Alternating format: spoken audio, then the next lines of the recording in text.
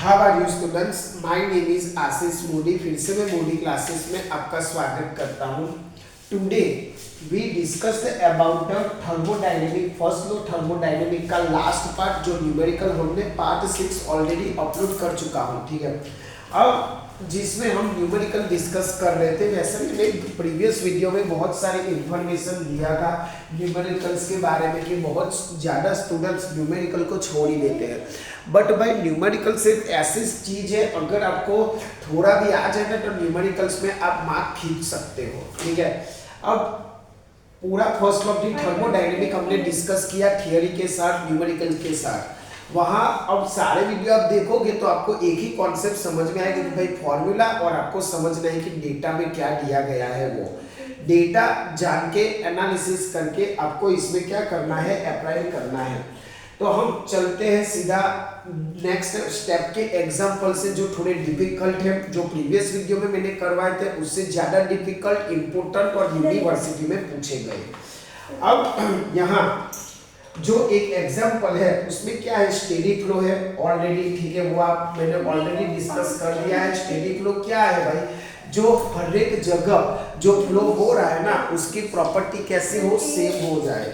ठीक है, अब 135 kilo joule work per unit मास क्या दिया गया है, वर्क पर यूनिट मास। एक खास आपको पढ़ना है सही से। अगर आपने खाली वर्क पढ़ लिया तो खाली वर्क लिख दोगे, बट यहाँ क्या लिखा गया है, work per unit mass. Work per unit mass यानी वो क्या हुआ आपका W/m, क्या हुआ W/m is equal to 135 kilo joule per KG. 135 kilo joule per KG. अब जब ओके चलो, आई थिंक ये हो गया है, ये एग्जांपल हमने ऑलरेडी करवा दिया है। ठीक है, चलो कोई बात नहीं, करवा देता हूँ, थोड़ा अलग है।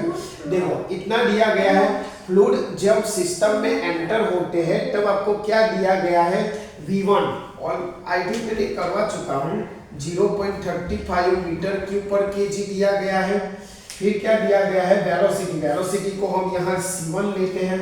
ठीक है, करवा चुका हूँ, हाँ ये मैं करवा चुका हूँ। आप नहीं नए आए हो तो क्वेश्चंस लिख लो, कोई दिक्कत नहीं है, मैं समझा देता हूँ। ठीक है, और जो हाइट है वो Z1 is equal to 34 metre ऐसा आ रहा है। दूसरा यहाँ V2 है आपका।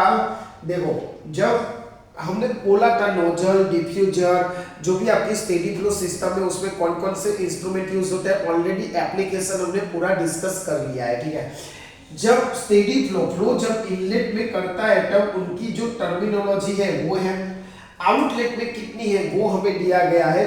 आउटलेट में आपकी जो वॉल्यूम है, ठीक है, वो दिया गया है 0.6 मीटर क्यूब पर केजी।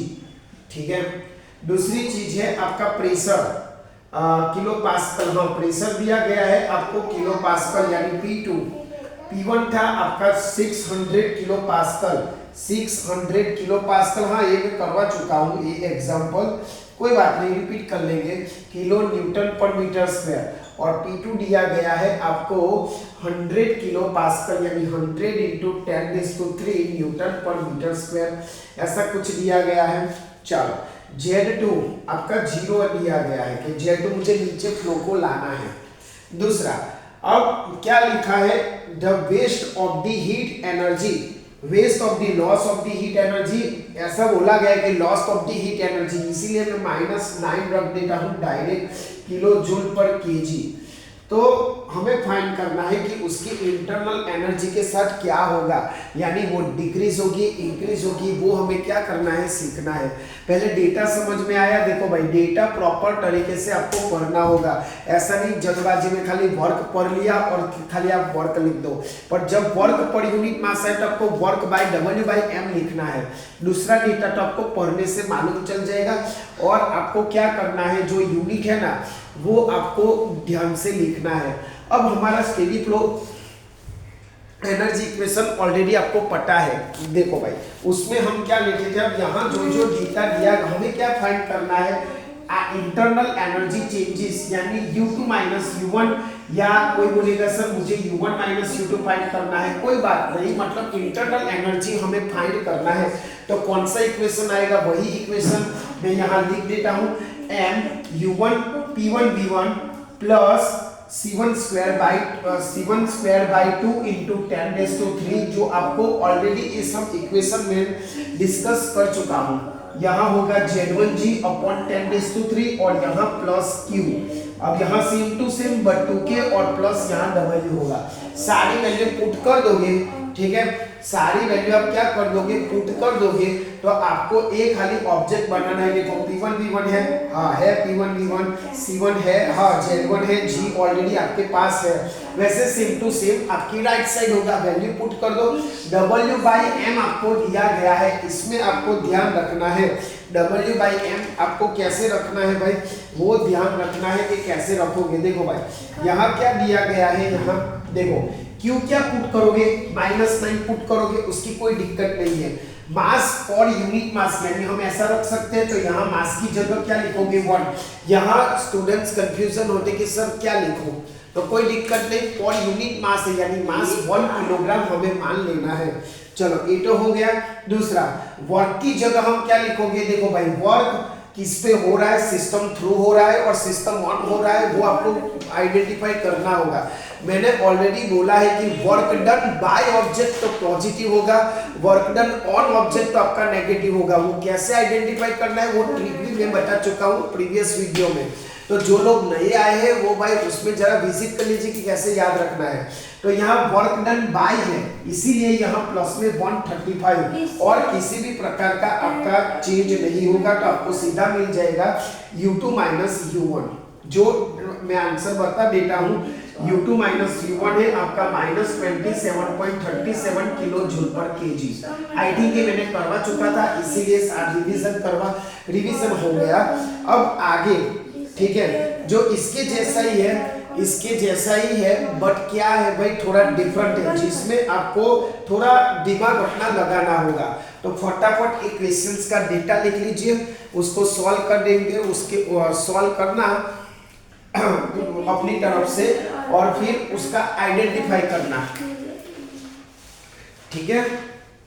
चलो लिख दो फटाफट, उसके बाद हम नेक्स्ट क्वेश्चन जो नया है, आई थिंक आप लोगों ने लिख दिया होगा।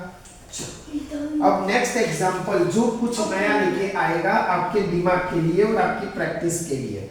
चलो इस एग्जांपल में आपको क्या बोला गया है, देखो 2990 किलो जूल पर केजी आपको क्या बोला गया है, स्पेशल एंथैल्पी, ठीक है। तो यानी H1 एंथैल्पी यानी पता होना चाहिए व्हाट इज एंथैल्पी, कि whatever heat required for changing the state or changing the 1 degree Celsius temperature. चलो H1 दिया गया है 2990 किलो जूल पर केजी। चलो ऐसा दिया गया है, देखो एंथैल्पी पर यूनिट मास तो भी H/m, बट यहाँ ऐसा कुछ नहीं लिखा गया है। एडियाबेटिक है, एडियाबेटिक क्या है वो भी आपको पता होना चाहिए।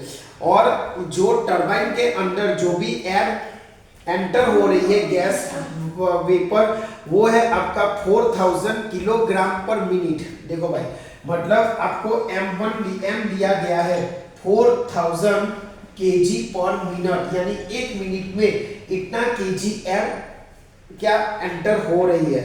अब जब बाहर जाती है तब उसका H2 मुझे दिया गया है, कितना है 2550 किलो जूल पर केजी।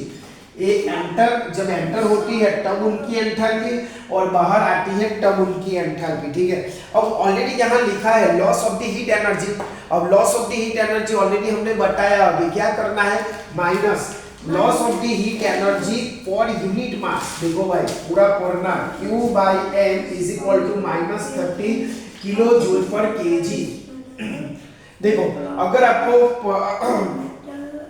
पढ़ा नहीं जाए कि जो हीट है, हीट पर यूनिट मास को उसका यूनिट देख लेना। अगर इतना होता ना खाली तो हम क्या ले लेते, ओनली क्यू ले लेते, बट आपको unit kilo joule per KG दिया है, इसीलिए मुझे डेफिनेटली नीचे m लिखना होगा, वो चीज जरा ध्यान रखना। अब क्या इग्नोर करना है, पोटेंशियल एनर्जी यानी Z1G वाली टर्म है ना, उसको इग्नोर करना है। दूसरा जो C1 स्क्वायर बाई 2 इंटू 10⁻³ है ना, उसको भी हमें क्या करना है, इग्नोर करना है। बस हमें क्या फाइंड करना है, W फाइंड करना है, W बाई M फाइंड करना है, W बाई M भी फाइंड करना है और ओनली W भी फाइंड करना है। देखो ऐसे आपको हर क्वेश्चन का डेटा एनालिसिस करना चाहिए। आप आर जो भी आए वो कर दोगे तो नहीं मेल खाएगा, क्या करूं, कौन सा फॉर्मूला यूज करूं, ऐसा ही सुनते रहोगे, ऐसा ही सोचते रहोगे भाई। इसीलिए बोल रहा हूँ कि भाई जो डेटा दिया गया उसको सही तरीके से समझो, पढ़ो और उसको अप्लाई करो। हमारे पास एक ही फॉर्मूला है, अब यहाँ H1 है, M है, हम पहले पूरा फॉर्मूला में लिख देता हूँ, उसके बाद क्या क्या इग्नोर करना है वो कैंसिल करवा देता हूँ। M है, यहाँ आपका U1 नहीं, सीधा H1 लिख दो ना क्योंकि H है, H क्योंकि H आपको पता होना चाहिए U प्लस PV, ठीक है।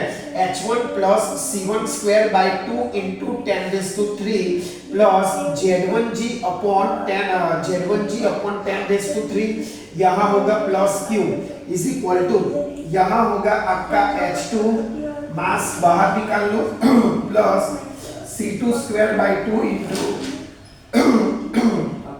10⁻³ Z1G अपॉन 10⁻³ प्लस W। देखो भाई आपको फॉर्मूला, ओरिजिनल फॉर्मूला ऐसा है जो आपको पता होना चाहिए। अब उसमें क्या क्या इग्नोर करते हैं वो हम देखते हैं भाई। देखो भाई दोनों अब देखो ये वाला टर्म हम नहीं लेंगे क्योंकि ऑलरेडी आपको इग्नोर करना बोला है। ये वाला टर्म नहीं लोगे, ऑलरेडी आपको क्या करना है, इग्नोर करना है, आप सबको पता है।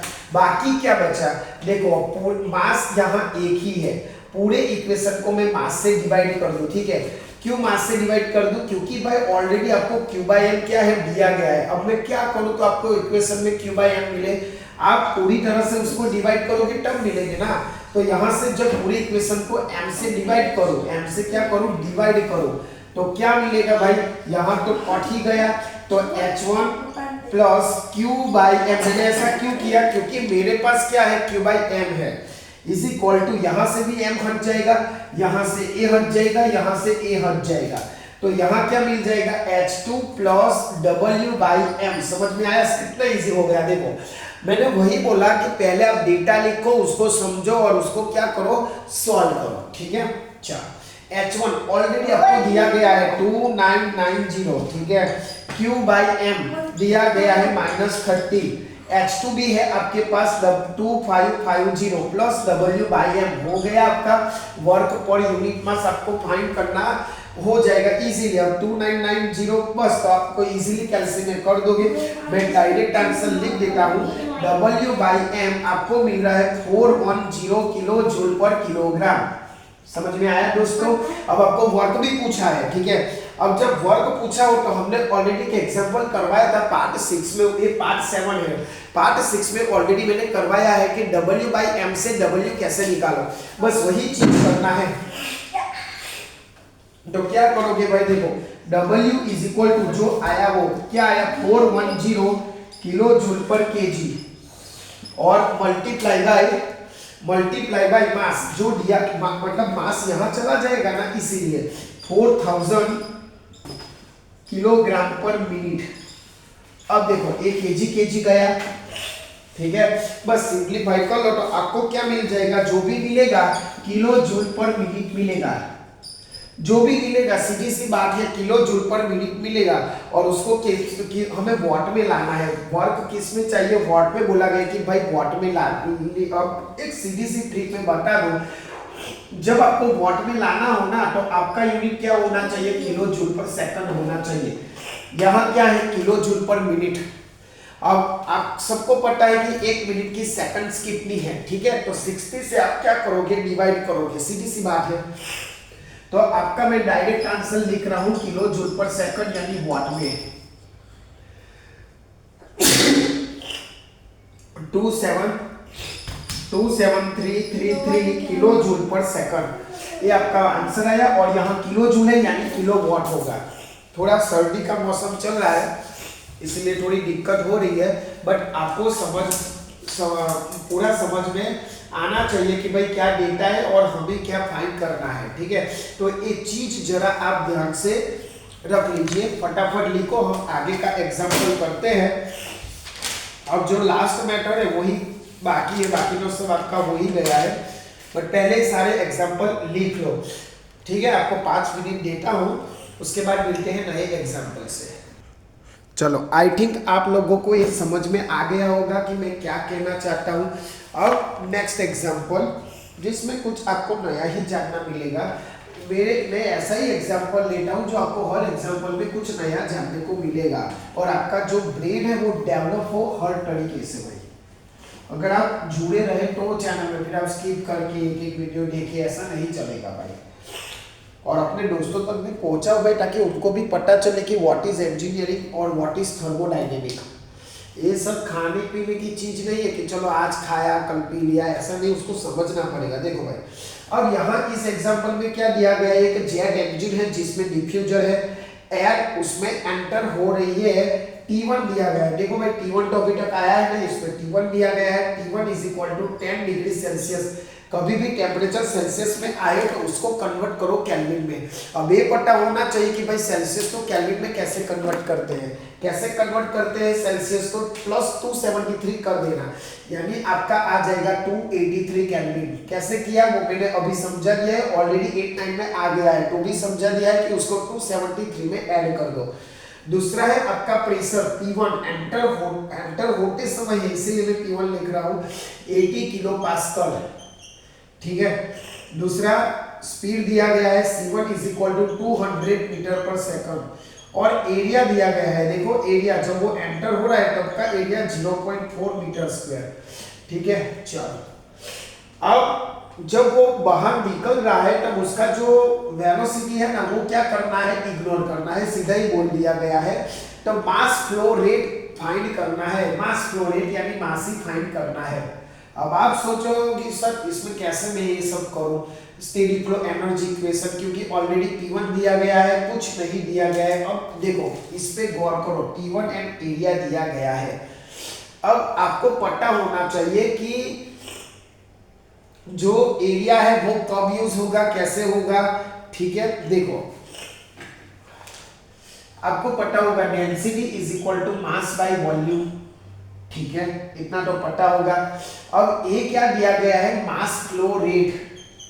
Mass flow rate, mass flow rate यानी क्या है भाई, मास फ्लो रेट यानी उसका इक्वेशन अभी डायरेक्ट याद रख लो, m is equal to A1C1 by volume, ठीक है।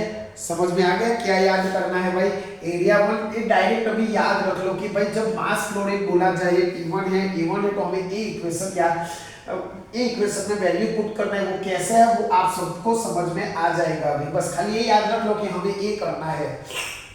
अभी हमें क्या फाइंड करना होगा, ओनली V1 फाइंड करना है, ठीक है। बाकी सब कुछ है, एरिया भी है, C1 भी है, हाँ C2 इग्नोर करने को बोला है, ठीक है। ऐसे ऐसे गलती हो जाती है देखो। और V1 मेरे पास नहीं है, तो ओनली मुझे क्या फाइंड करना है, V1। अब जो लोग सही से एलिमेंट्स ऑफ मैकेनिकल इंजीनियरिंग पढ़े हो उसको पता होगा कि what is the ideal equation. Ideal equation यहाँ आता था PV is equal to mu RT, याद हो तो। इसमें प्रेशर है, हाँ है, वॉल्यूम हमें फाइंड करना है, R भी है, टेम्परेचर भी है। तो यहाँ जो T है ना, इसमें ये टेम्परेचर यूज होगा। समझ में आया मैं क्या बोल रहा हूँ। तो इसीलिए मैंने पहले ये आपको याद रखने को बोला कि भाई मास फ्लो रेट और टेम्परेचर दिया गया हो तो आपको ये ध्यान में रखना है। कई स्टूडेंट्स क्या करते हैं, बस ये देखा ये चैप्टर का खाली स्टेडी फ्लो एनर्जी इक्वेशन छाप देते हैं, बस फिर कंफ्यूजन हो जाती है कि अब क्या करूं। तो पहले डेटा लिखो भाई, क्योंकि स्टेडी फ्लो एनर्जी इक्वेशन में टेम्परेचर का यूज ही नहीं है। समझ में आया। चलो, अब यहां से मैं क्या फाइंड करूं, अब देखो प्रेशर तो ऑलरेडी दिया गया है, आपको कितना है 80 है, ओके। यहाँ V1 ले लो और म्यू आपको पता होना चाहिए 0.287। आपका जो RT1 है वो है 283, ये दोनों की वैल्यू है। हाँ, टेम्परेचर इसीलिए यहाँ केल्विन में लाना होता है। वॉल्यूम यहाँ से आपको मिल जाएगा, कैल्सी में कर लेना, मैं सीधा लिख रहा हूँ 1.015 मीटर क्यूब पर केजी। खत्म। अब यहाँ आपका वॉल्यूम ले लो, एरिया ले लो और आपका ये C1 ले लो, खत्म। समझ में आया क्या करना है भाई, आपको सब कुछ तो मिल गया। 0.4 आपका C1 है 200 और यहाँ हो जाएगा 1.015। बस सीधी वैल्यू कर लो तो आपको ये मास मिल जाएगा, mass is equal to 70.81 kilogram per second. ठीक है दोस्तों, तो सीधा एक अलग सा एग्जांपल था, शॉर्ट एग्जांपल था, बट सारे लोग स्टूडेंट्स क्या करते हैं, भाई steady flow energy equation, steady flow energy equation, बस वही करते हैं। तो इतना छोटा सा एग्जांपल था, फटाफट लिख लो अच्छे से डेटा सारे, ताकि आपको भी समझ में आए कि क्या है। ठीक है, फिर अगले हम मैटर पे जाते हैं अलग सा एग्जांपल लेके।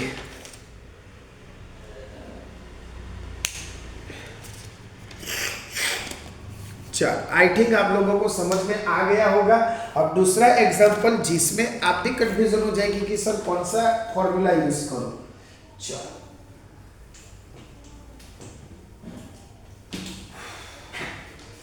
चलो, क्या दिया गया है आपको, 10 किलोग्राम एयर, 10 केजी एयर दिया गया है और एंटर हो रहा है। ठीक है, यानी आपका जो 10 केजी एयर है, ठीक है, पर मिनट एंटर हो रहा है दबान, यानी P1 आपको दिया गया है, P1 is equal to 400 kilo pascal.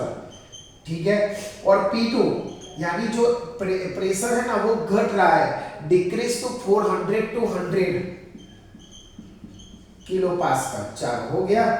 Temperature 1000 to 5 degree Celsius, यानी आपको T1 भी दिया गया है आपको। अब उसको मैंने बोला था आपको केल्विन में कन्वर्ट करो भाई, जो भी सेल्सियस में दिया गया है उसको केल्विन में, तो कितना दिया गया है 1000 डिग्री सेल्सियस, यानी मैं क्या लिखूंगा 1000 प्लस 273, यानी 1273 केल्विन बाई, ठीक है, ये डिग्री सेल्सियस है। और T2 आपको दिया गया है 500 डिग्री सेल्सियस पे, सीधा लिख देता हूं आपको 773 केल्विन। चलो इतना तो मुझे मिल गया, टेम्परेचर हो गया, P1 हो गया, और आपको लास्ट का क्या फाइंड करना है, C2 फाइंड करना है, C2 फाइंड करना है भाई। ठीक है, दूसरा आपको यहाँ 10 kg भी दिया गया है, वो कैसे यूज करना है मैं आपको वो बता देता हूँ, 10 kg कहाँ यूज होगा और नहीं भी होगा। ठीक है, तो वो चीज आपको क्या करना है, ध्यान में रखना है। चलो पहला तो आपको क्या करना है, देखो यहाँ आपको टेम्परेचर भी दिया गया है, P1 एंड P2 भी दिया गया है। ठीक है, C2 फाइंड करना है, C2 यानी जब वो निकल रहा है बाहर उसका। अब सारी मेथड से बहुत सारी मेथड है, बट एक सीधी मेथड पे हम जाते हैं, आपको डायरेक्ट याद थोड़ा रखना पड़ेगा। C2 is equal to square root में 2 CP T1 माइनस T2, बस। अभी कैसे आया, क्यों आया, वो सब में आपको पढ़ने की जरूरत नहीं है, यूनिवर्सिटी में क्या लिखना है, वी नो दैट।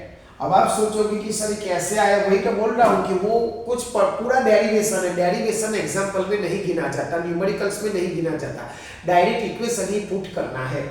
अब यहाँ T1 माइनस T2 ऑलरेडी है, और Cp की वैल्यू याद रख लो, कांस्टेंट प्रेशर वाली, जब एयर कांस्टेंट प्रेशर पे होती है ना, तब उसकी एयर जो Cp होती है ना, उसकी वैल्यू होती है 1.005। जो लोग अच्छे से elements of mechanical engineering first या सेकंड सेम में पढ़े होंगे ना, उसको ये पता होगा Cp की वैल्यू।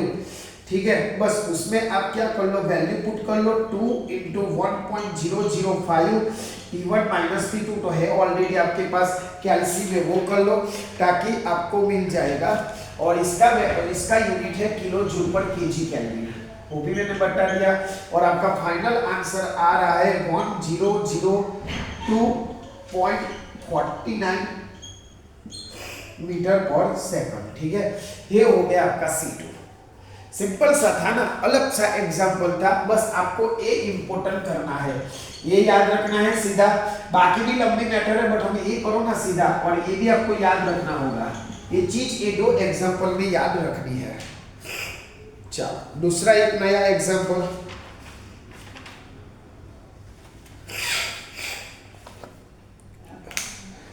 चलो अब क्या आ रहा है भाई, एक गैस टरबाइन है, उसमें एक कंबसन चैम्बर है। फटाफट लिख लिया आप लोगों ने, फटाफट लिखो, क्वेश्चन एनालिसिस कर लो। देखो अभी खाली ओनली वैल्यू पुट करना है, अभी ट्राई नहीं करना है, कैल्सी में आप अपनी तरह से यूज कर लो। मैं आंसर इसीलिए लिख रहा हूँ कि आपको कंफर्म हो जाए कि मेरा यूज कैल्सी बराबर है।